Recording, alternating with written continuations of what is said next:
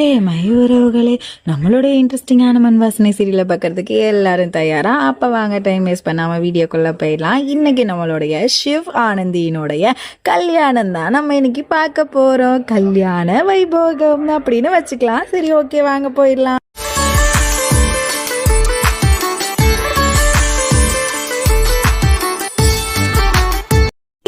காலையிலேயே ஜக்கு உடையினுடைய அம்மா அப்பான்னு சொல்றதை விட நம்ம ஆனந்தி அம்மா அப்பானே சொல்லிக்கலாம். இவங்க எல்லாருமே கிளம்பிட்டு இருக்காங்க செம்மையா. அதே மாதிரி ஆனந்தியுமே நல்லபடியா கிளம்பி அவளுடைய அம்மா முன்னாலதான் வந்து ஆசீர்வாதம் வாங்கிட்டு இருக்கா. அம்மா, நீ இருக்க போய் என்ன நீ வந்துட்டு இந்த மாதிரி நேரத்துல என்கரேஜ் பண்ண, நான் இந்த மாதிரி அழுவும் போது அழாதன்னு சொல்லுவேன். இப்ப எனக்கு யாருமா இருக்கா, நான் இதுக்கப்புறம் எப்படி போய் ஒரு வீட்டுல வாழ போறேன், அந்த வீட்டுல என்னுடைய வாழ்க்கை எப்படி இருக்க போகுதுன்னு கூட தெரியலன்னு சொல்லிக்கிட்டு இருக்கும் போதே நம்ம ஜக்கு அந்த இடத்துக்கு வந்துடுறான். உடனே இவ அழுகிறதெல்லாம் பார்த்துட்டு உள்ள வரலாமான்னு கேட்கும்போது வா ஜகு அப்படின்னு சொல்லிட்டு இவளுமே கண்ணை தொடச்சிட்டு வான்னு சொல்றா.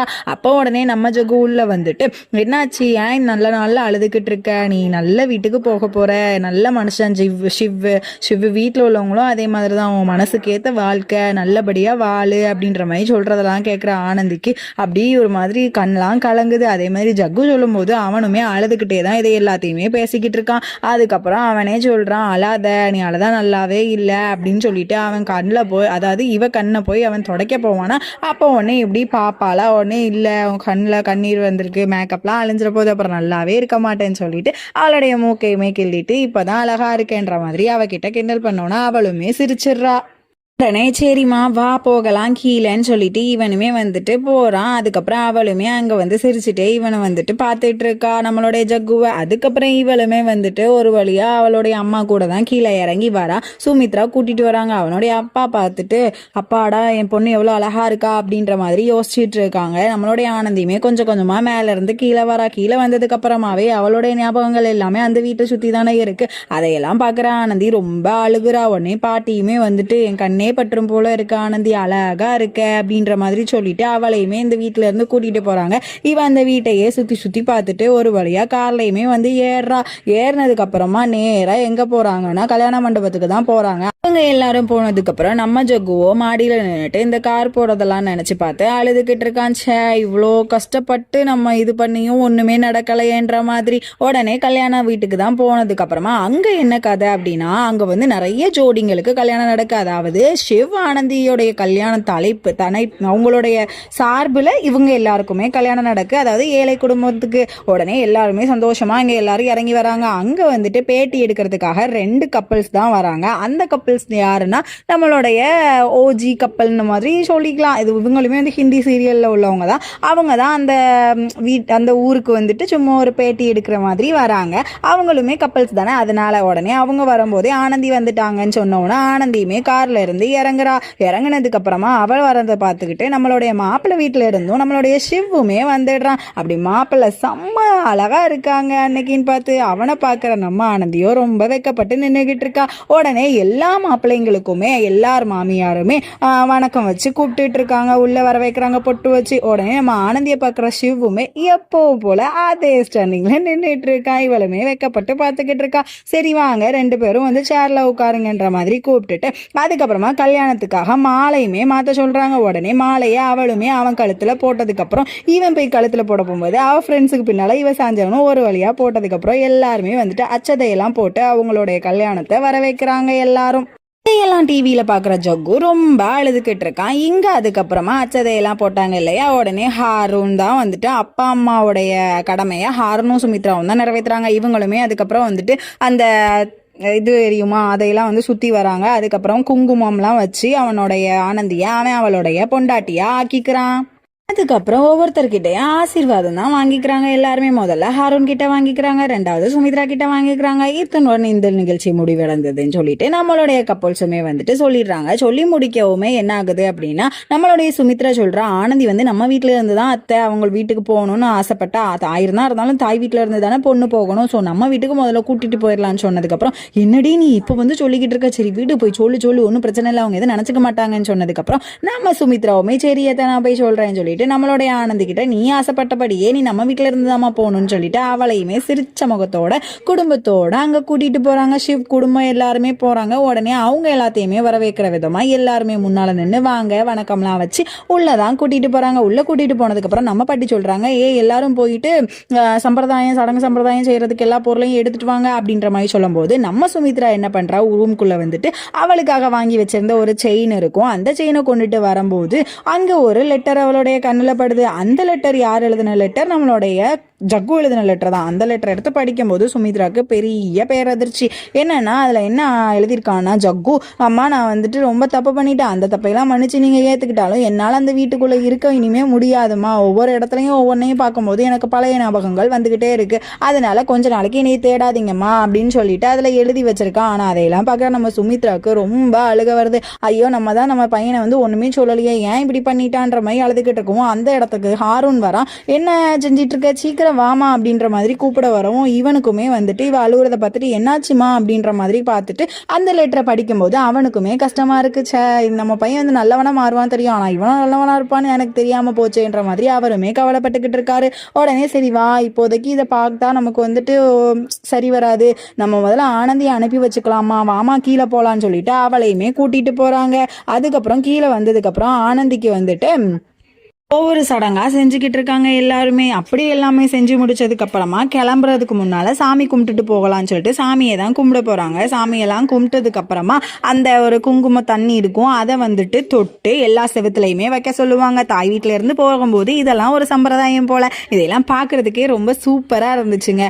அதுக்கப்புறம் ரெண்டு பேருமே வந்துட்டு அவங்களுடைய அம்மா இறந்து போயிட்டாங்க இல்லையா, அவங்க அம்மா போட்டோவை பார்த்துட்டு ஆசீர்வாதம் வாங்க வந்திருப்பாங்க.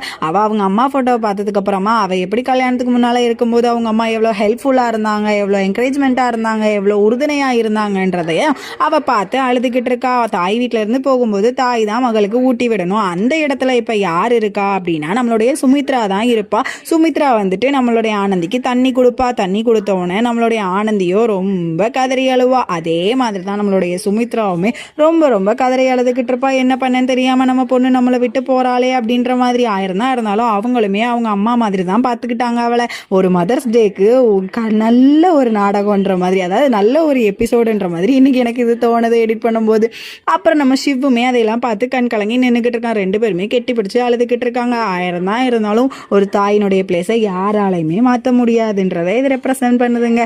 அதுக்கப்புறம் நம்மளுடைய பாட்டி தான், பாட்டி கிட்ட போயிட்டு அவங்களுமே வந்துட்டு ஆசீர்வாதம் வாங்கிக்கிறாங்க. நம்ம பாட்டியுமே எந்த ஒரு கவலையுமே இல்லாமல் இனியும் வாழ்க்கையை நல்லபடியாக ஆரம்பிமான்னு சொல்லவுமே நம்மளுடைய ஆனந்தி கெட்டி பிடிச்சி ரெண்டு பேருமே அழுதுக்கிறாங்க. அதுக்கப்புறமா நம்மளுடைய மிலிட்ரி மாமாக்கு தான் போய் பொட்டு வைக்கிறா. அப்போ நம்ம மிலிட்ரி மாமா வந்துட்டு என்ன சொல்றாங்கன்னா, இதை பாரு சிவ், இதுக்கப்புறம் என்னோட பொண்ணு வந்துட்டு ஒரு நாள் கூட அழுகக்கூடாது, இதான் அவள் அழுகிற கடைசி அழுக, இதுக்கப்புறம் அவள் கண்ணில் நாங்கள் ஆனந்த கண்ணீரை மட்டும்தான் பார்க்கணும், அவளுக்கு ஏதாவது ஒன்னாலேயோ குடும்பத்தாலேயோ பிரச்சனை வந்துச்சுன்னா நான் சும்மா இருக்க மாட்டேன்ற மாதிரி அவன் ஆன் பண்ணி விடுறாரு. 1000 தான் இருந்தாலும் எல்லா குடும்பத்துலையும் இதே மாதிரி ஒரு மிலிட்ரி பெரியப்பாவோ பெரிய மாமாவோ இருப்பாங்க. அதே மாதிரி தான் இவருமே, அதே மாதிரி அவங்களுடைய சின்னத்தை தானே, அவங்களுமே வந்துட்டு ரொம்ப கவலைப்பட்டு, ஏன்னா ரெண்டு பேருமே ஒரே வயசுக்காரங்க, அதனால பிரியும் போது ரொம்ப கவலையா இருக்கு. Last but not the least மாதிரி அவளுடைய ஹாரூன் கிட்ட தான் போறா. ஹாரூன் 1000 தான் இருந்தாலும் அப்பா மாதிரி அவளுக்கு வந்துட்டு படிக்கிறதா இருக்கட்டும், ஒரு வேலை பார்க்கறதா இருக்கட்டும், எல்லாத்துலயுமே ஒரு ஹெல்ப்ஃபுல்லாக இருந்தாங்க.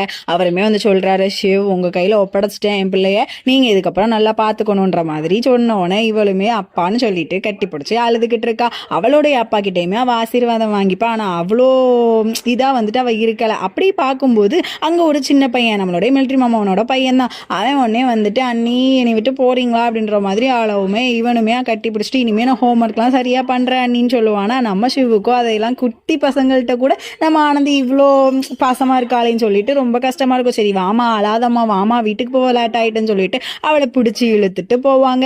இவளுக்கு போகவே மனசு இருக்காது. சரி என்ன பண்றது, போய் தானே ஆகணும்னு சொல்லிட்டு போகும்போதே இவ அழுதுகிட்டே இருக்கும் போதே நம்மளுடைய சிவுமே கையை நீட்டுவான் வாமான்னு சொல்லிட்டு இவளுமே அந்த கையை பார்த்ததுக்கு அப்புறமா கையை கொடுக்கவா வேணாமான்னு யோசிச்சுக்கிட்டு இருக்கா. நம்ம சுமி பிடிச்சி அவனுடைய கையோட இவ கையை வச்சு விட்டுருவா.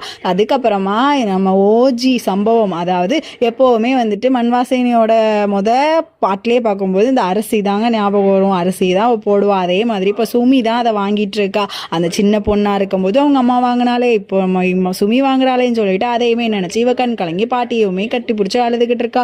ஒரு வழியாக என்ன பண்ணுவாங்கன்னா, ஒரு இதில் ஏறி அந்த பக்கம் போய் இறங்கணும். அந்த பக்கம் தான் அவளுடைய மாமியார் வீட்டில் உள்ளவங்களாம் இருப்பாங்க.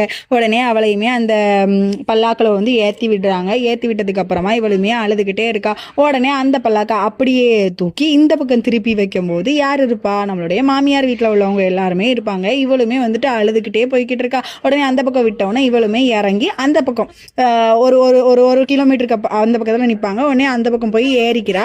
ஏறி அந்த கார்லையுமே வந்துட்டு இவளையுமே ஏற்றுறாங்க. இவளுக்கு போகவே மனசு இல்லை. ஆனாலும் என்ன பண்ணுறதுன்னு சொல்லிட்டு இவளுமே ஒரு வழியாக ஏறதுக்கு முன்னாலேயே ஷிவ் வந்து உள்ளே போய் உட்காந்துருப்பான். உடனே அங்கே ஏற்றி விட்டது இவங்க வந்துட்டு வணக்கம் சொல்கிறாங்க. சரிம்மா நாங்கள் போயிட்டு வரோன்னு. அதே மாதிரி இவங்களுமே பத்திரமா போயிட்டு வாங்கன்ட்டு வணக்கத்துக்கு ரிப்பீட் பண்ணுறாங்க. உடனே எல்லாரும் போகும்போது நல்லா கவலையாக இருக்குது. எப்போவுமே ஒரு பொண்ணை வந்துட்டு மாப்பிள்ளை வீட்டுக்கு அனுப்பிச்சதுக்கப்புறமா அந்த வீட்டில் உள்ளவங்களுக்கு எல்லாருக்குமே மனசு உடஞ்சி போய் என்னடா வீடே வெறிச்சு ஓடி போய் இருக்கேன், என் பிள்ளை இருந்தானா இந்த இடத்துல எவ்வளோ ஜாலியாக இருக்குன்றதை தானே நினைப்பாங்க. அதே மாதிரி தாங்க நினச்சி அழுதுகிட்டு இருக்காங்க. அப்போ உடனே பாட்டி அழுவாங்களா, என் பிள்ளை இருந்துச்சுன்னா எனக்கு வந்துட்டு இந்நேரத்துக்கு மாத்திரை மருந்தெல்லாம் எடுத்து கரெக்டாக கொடுத்துருப்பா, இனி யாரா கொடுப்பா அப்படின்னு சொல்லி அழுதுகிட்டு இருக்கும்போதே நம்மளுடைய மிலிட்ரி மாமா அந்த இடத்துக்கு போய்மா, என்னம்மா நீ நாளைக்கு மறு வீட்டுக்கு இங்கே தானம்மா வரப்போறா, இனி எப்போவுமே இங்கே தானம்மா வருவா, நீ அதெல்லாம் போட்டு கவலைப்படாதம்மா, ஆயிரம் இருந்தாலும் எல்லா வீட்லேயும் உள்ளது தானம்மா அப்படின்ற மாதிரி அம்மாவை வந்துட்டு சமாதானப்படுத்துவார் நம்ம மாமாவோ. அதுக்கப்புறமா என்ன நடக்கு அப்படின்னா, காரில் தான் ரெண்டு பேரும் போய்கிட்டு இருக்காங்க. இவ பேசவே மாட்டா, ரொம்ப அமைதியாக இருப்பா ஆனந்தி. அப்போ நம்ம சிவுக்கு மனசு கேட்காம அவன் மேலே கையை வச்சுட்டு, நீ கவலைப்படாத, வேலைக்கு வரும்போது நம்ம அங்கே வந்து பார்த்துக்கலாம், நாளைக்கு நம்ம அங்கே போகலாம் அப்படின்னு குழந்தைய சொல்கிற மாதிரி சொல்லுவானா.